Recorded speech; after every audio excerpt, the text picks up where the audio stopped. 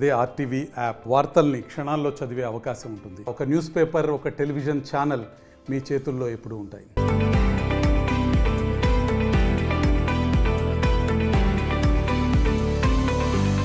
BJP MLA Katipalli Venkataramana Reddy ఒక్కసారి మాట్లాడించే ప్రయత్నం చేద్దాం. నిన్న ఒకవైపు మీ సభ్యులు కూడా మాట్లాడుతూ ఒకరేమో బిల్లుకు మద్దతు ఇచ్చారు నిన్న జరిగినట్టు, ఇంకొకరేమో వాకౌట్ అని చెప్తున్నారు. మీరేమో ముందే వెళ్ళిపోయారు. ఎందుకు సభ్యుల మధ్యలో సంకేతాల ఇదంతా ఎందుకు జరుగుతుంది? తాస్తారు నాకు ఒక ఫోన్ వస్తే ఎమర్జెన్సీలో వెళ్ళిపోయామండి. యాక్చువల్ 6 గంటలకు అయిపోతుంది, వెళ్తాం అనుకున్నాం. అది 8 అయింది, 9 అయింది. సమస్య హాస్పిటాలిటీ ఉండే, అర్జెంటుగా వెళ్ళాల్సింది ఉండే. మా దగ్గర అతను హాస్పిటల్లో ఉండే, వెళ్ళాల్సిందే. అది మార్నింగ్ 11 o'clock అడ్మిట్ అయితే మధ్యాహ్నము లంచ్ బ్రేక్లో మాట్లాడాము. సాయంత్రం వస్తున్నా అని చెప్పినాం. ఎమర్జెన్సీ ఉండే వెళ్ళాల్సి వచ్చింది. ఇకపోతే మీరు అడిగిన ప్రశ్న అది ఫ్లోర్ లీడర్ని అడగాల.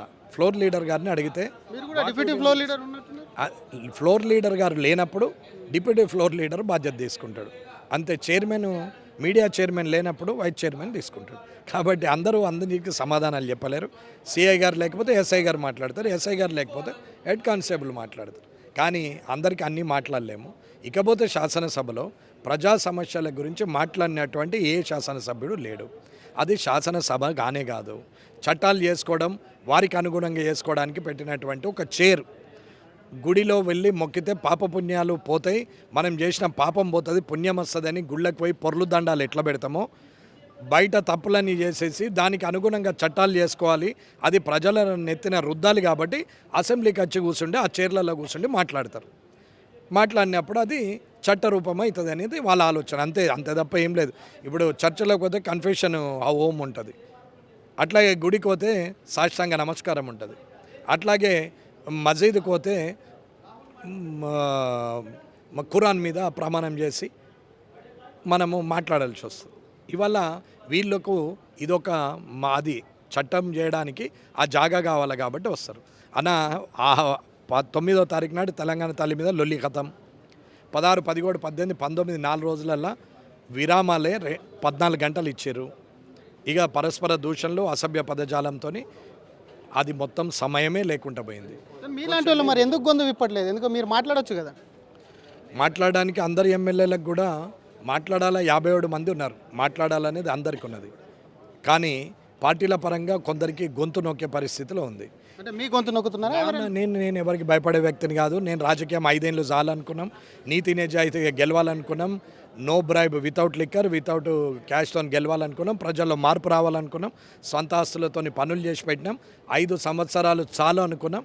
ఇంతకన్నా ఎక్కువ చేసే యోచన కానీ ఆలోచన కానీ స్వార్థం కానీ నాకు లేదు.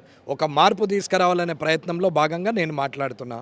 అది బీజేపీ అయినా, అది కాంగ్రెస్ అయినా, టీఆర్ఎస్ అయినా, సిపిఐ అయినా, సిపిఎం అయినా ప్రజల పక్షాన్నే మాట్లాడాలి. కానీ పార్టీ ఎదగాలని చెప్పి తప్పులను ఒప్పులుగా మాట్లాడే ప్రయత్నము చేయొద్దు అనేది చెప్తున్నారు. తప్పులు ఒప్పులు అంటున్నారు. ఇంకొక వైపు నేతల మధ్య కేసులు కూడా, ఎందుకంటే ఒకవైపు ప్రతిపక్షంలో ఉన్న పార్టీ మీద ప్రభుత్వం ఉన్నటువంటి పార్టీ కేసు పెడుతుంది. ప్రధానంగా కేటీఆర్ పైన కేసు కూడా నమోదైంది. వాళ్ళు ఒక రకంగా మీ ఇద్దరు కాంగ్రెస్ బీజేపీ కలిసే వేసిందని ఒక ఎజెండా తీసుకెళ్తారు. మరి రేవంత్ రెడ్డి గారిని వేసినప్పుడు టీఆర్ఎస్ బీజేపీ కలిసి వేసిందా? అప్పుడు రేవంత్ రెడ్డిని అరెస్ట్ చేసినప్పుడు టీఆర్ఎస్ బీజేపీ కలిపేసిందా? ఒప్పుకోమనండి అన్నప్పుడు. మేమిద్దరం కలిసి చేసినాం రేవంత్ నిన్ను అని చెప్పి చెప్పని చిట్నాయుడు అంటాడు కదా కేటీఆర్, ఆయన చెప్పమనండి. ఏం మాట్లాడతారండి? ముఖ్యమంత్రి పదవిని కూడా దిగజార్చే మాటలు రేవంత్ రెడ్డి గారు మాట్లాడతారు. పాత ముఖ్యమంత్రి గారు అట్లనే మాట్లాడతారు. ఇప్పుడున్న రాజకీయ నాయకులు అట్లనే మాట్లాడతారు. అసలు మూతితో ఎవరు నవ్వట్లేదండి. మూతితో ఎవరు నవ్వట్లేదు. అరే ఎవరు నవ్వట్లేదు కదా అని అనుకుంటున్నారు, కానీ ఎక్కడి నుండి నవ్వాలో నవ్వుతున్నారు. మనసులో అందరూ కూడా, ఉద్యోగస్తులు కూడా ఇంత చిల్లరగాళ్ళ కిందన మేము ఉద్యోగం చేస్తున్నది అని ఆలోచిస్తున్నారు. ఇంత చిల్లర శాసనసభ్యుల గురించా మేము పనిచేస్తున్నది అనేది అనుకుంటున్నారు. అయినా అనలేరు. ఎందుకు అంటే అది ఉద్యోగం, ప్రభుత్వం కింద పనిచేయాలి, వాళ్ళకు జీవోలు ఉంటాయి, రూల్స్ అండ్ రెగ్యులేషన్స్ ఉంటాయి. కానీ శాసనసభ్యునికి ఏముండదు, ఏదంటే అది అవుతుంది. తనకి ఇష్టం ఉంటే రాజ్యాంగం, ఇష్టం లేకపోతే రాజ్యాంగ ఉల్లంఘన నడుస్తుంది. ఆ రోజు టీఆర్ఎస్ బీజేపీ రెండు కలిసి చేస్తే రేవంత్ రెడ్డిని, ఇలా కాంగ్రెస్ బీజేపీ కలిసి కేటీఆర్ని మాట చెప్పండి, అరెస్ట్ మీద ఎట్లా చూస్తారని. అరే అదేమన్నా పెద్ద ప్రజల సమస్య నాన్న? ప్రజలకు నష్టం ఏమన్నా ఉందా? ఉపాసం ఉంటారా? కొన్ని కుటుంబాలు చనిపోతారా? లేకపోతే భూమి బీఆర్ఎస్ వాళ్ళు ఆల్రెడీ చెప్తున్నారు విధ్వంసం అవుతుంది మొత్తం రాష్ట్రం అని. ప్రజలు తిరగబడి ఈపులు వాళ్ళు కొడతారు విధ్వంసాలు అయితే. ఎందుకు అవుతుందండి విధ్వంసం? ఓని కోసం అవుతుందండి. ఇవాళ రేపట్లో భర్త చనిపోతే భార్య వారం రోజులలో 10 మందితో నవ్వుకుంటూ మాట్లాడుతున్నది.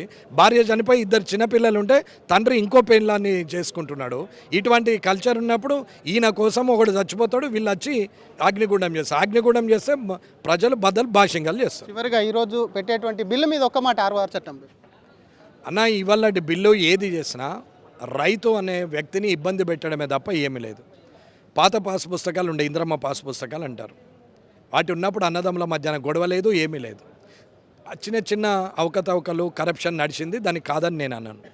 కానీ తిరిగి భూభారతి తయారు చేసినప్పుడు నేను రిక్వెస్ట్ చేసేది ఒకటే, సర్వే డిపార్ట్మెంట్ వాళ్ళను రిక్రూట్ చేసుకొని సర్వే చేసి ప్రతి వ్యక్తికి ఒక 4 ఎకరాలు ఉంది, అది 32 వంకర్లు ఉండని, 8 వంకర్లు ఉండని, అది మ్యాప్ వేసి ఇచ్చి దాని చుట్టూరున్న సర్వే నెంబర్లు ఏంటి, ఆ సర్వే నెంబర్కి ఆనుకొని ఈ బౌండరీ మీద ఎంతమంది రైతులు ఉన్నారు వాళ్ళందరి పేర్లతో సహా మ్యాప్ వేసి పాస్బుక్ ఇవ్వమనండి.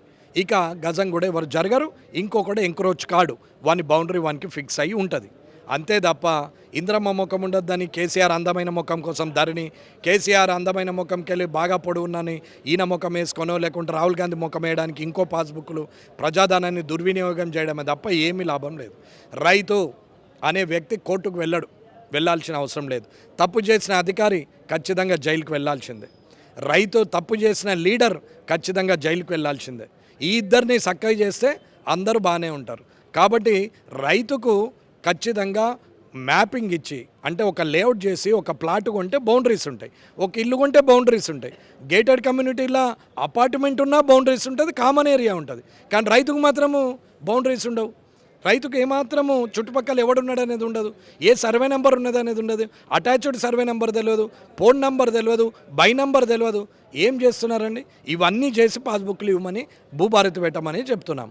దాంట్లో కేసీఆర్ గారు చేసిన ఒక్క మంచి పని ధరణిలో ఒకటి 33 మ్యాడ్యూల్లో ఒకటి ఏంటంటే రెవెన్యూ ఆఫీస్లో రిజిస్ట్రేషను దేర్ అండ్ దెన్ అప్పటిదప్పుడే ఇవ్వడం. అదొక్కటి బాగుంది, అది అట్లనే కంటిన్యూ చేస్తూ మిగతా చట్టాన్ని మార్చి రైతు దగ్గరికి రెవెన్యూలు పోవాలి, కానీ రైతు ఏ కోర్టుకు పోడు అని చెప్తున్నాం. అధికారుల మీద కేసులు రైతులు పెట్టే చట్టం చేయి, కానీ రైతు అధికారి మీద కేసు పెట్టద్దంటే తప్పు చేసిన అధికారికి శిక్ష ఉండకపోతే లీడర్ చెప్తాడు, ఆఫీసర్ చేస్తాడు. ఎమ్మెల్యేగా నేను చెప్తా, ఎంఆర్ఓ ఇష్టం ఉన్నది మారుస్తాడు. వాడి అడుకోవాలా మరి, ఎక్కడికి పోవాలా? రైతు కోర్టుకు పోవాలా, ట్రిబ్యునల్కి పోవాలా, సీసీఐలోకి రావాలా? పుణ్యాత్ములు ఉన్నారు ఈడికెళ్ళి అందాక MRO, RDO, collector, joint collector, CCLA అందరూ మంచి వాళ్ళు, సత్యపూసలు ఉన్నారని వీళ్ళెంబడి తిరుగుతారా? కాదు, ఖచ్చితంగా ఎంఆర్ఓ ఆఫీసులోనే అటెండ్ అవుతాడు, ఎంఆర్ఓ ఆఫీసులోనే కలెక్టర్ వచ్చి ఫైనల్ చేయని, సీసీఎల్ఏ కమిషనర్ వచ్చి ఫైనల్ చేయని. కానీ మండల్ దాటి ఏ రైతు బయటకు రావడానికి వీల్లేదు. ఖచ్చితంగా మ్యాప్ ఉండాలా, ఖచ్చితంగా బౌండరీస్ ఫిక్సేషన్ ఉండాలా, ఖచ్చితంగా వారికి రెవెన్యూ కోర్ట్ అనేది ఉంటే అది మండల్లోనే కావాలా, ఆ మండల్కే కలెక్టర్ రావాలా. నీ చేతనైతే ఇంకా 10 మంది ఐఏఎస్ ఐపీఎస్లను పెట్టుకో, కానీ అనవసరంగా రైతుని తిప్పేది లేదు. థ్యాంక్ యూ అండి. ఇది ఒకవైపు అసెంబ్లీలో కూడా ఎక్కడ కూడా ప్రజా సమస్యలు కూడా అక్కడ చర్చ జరిగేట్లేదు. ఏ నాయకుడు కూడా ప్రజా సమస్యల మీద చర్చించాలని చెప్పి కూడా అక్కడ అనుకోవడం లేదు అని చెప్తూనే కేటీఆర్ అరెస్టుకు సంబంధించి మాత్రం స్పందిస్తూనే గతంలో రేవంత్ రెడ్డి అరెస్టు విషయం ఏది జరిగిందో కేటీఆర్ను కూడా అదే విధంగా తప్పు చేసింది కాబట్టి తప్పు చేసిన ఎవరినైనా కూడా ఒకవైపు ఎఫ్ఐఆర్ బుక్ అవుతుంది, అరెస్టు కూడా చేస్తారని చెప్తూనే కేటీఆర్ని అరెస్టు చేస్తే ఏం నష్టం జరుగుతుందని ప్రశ్నిస్తూనే మరొక పక్క ఈరోజు జరిగేటువంటి 6 చట్టం ఏదైతే ఉందో ఆ భూభారతి సంబంధించి మాత్రం రైతుకు బౌండరీ ఫిక్స్ చేయాలి, రైతు సంబంధించినటువంటి సమస్యలు ఏదైనా ఉంటే మండల కేంద్రంలోనే అది సాల్వ్ కావాలి, మండల కేంద్రం దాటి కూడా రైతు బయటికి రావద్దు, అటువంటి చట్టాన్ని తీసుకురావాలని చెప్పి బీజేపీ ఎమ్మెల్యే కాటిపల్లి వెంకటరమణారెడ్డి అంటున్నారు. కెమెరామెన్ విజయ్తో శ్రీధర్ ఆర్టీవీ హైదరాబాద్. మరిన్ని వీడియోస్ కోసం ఛానల్ ని సబ్స్క్రైబ్ చేయండి, లేటెస్ట్ అప్డేట్స్ కోసం వాట్సాప్ ఛానల్ ని ఫాలో అవ్వండి, ఆ లింక్ డిస్క్రిప్షన్ లో ఉంది. మరిన్ని వీడియోస్ కోసం ఛానల్ ని సబ్స్క్రైబ్ చేయండి, లేటెస్ట్ అప్డేట్స్ కోసం వాట్సాప్ ఛానల్ ని ఫాలో చేయండి, అండ్ లింక్ డిస్క్రిప్షన్ లో ఉంది.